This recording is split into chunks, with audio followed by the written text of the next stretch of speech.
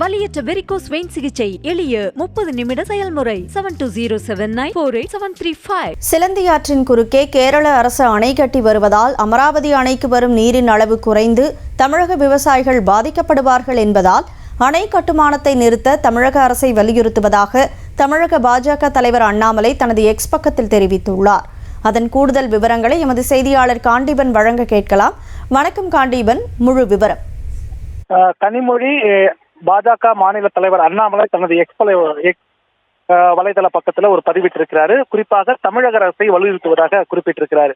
காவேரி மேலாண்மை வாரியத்தோட தீர்ப்பை மீறி கேரள மாநில அரசு இடுக்கி மாவட்டம் தேவிக்குளம் தாலுகாவில் இருக்கக்கூடிய பெருகுடா என்ற இடத்துல சிலந்தி ஆற்றின் குறுக்கே அணை கட்டி கொண்டிருப்பதாகவும் இதனால் அமராவதி அணைக்கு வரக்கூடிய நீரின் அளவு குறைந்து தமிழக விவசாயிகள் பெரிதளவில் பாதிப்புள்ளார்கள் என்று சுட்டிக்காட்டியிருக்கிறார்.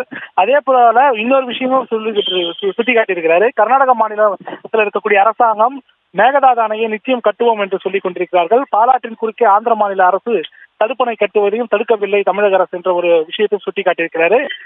அதே நேரத்தில் தங்களுடைய சந்தர்ப்பவாத இந்தி கூட்டணி நலனுக்காக தமிழக விவசாயிகள் மற்றும் பொதுமக்களின் நலனையும் உரிமையும் அடகு வைத்து திமுக எப்போதும் தயங்கியதே இல்லை என்ற ஒரு வார்த்தையும் சுட்டிக்காட்டியிருக்கிறாரு.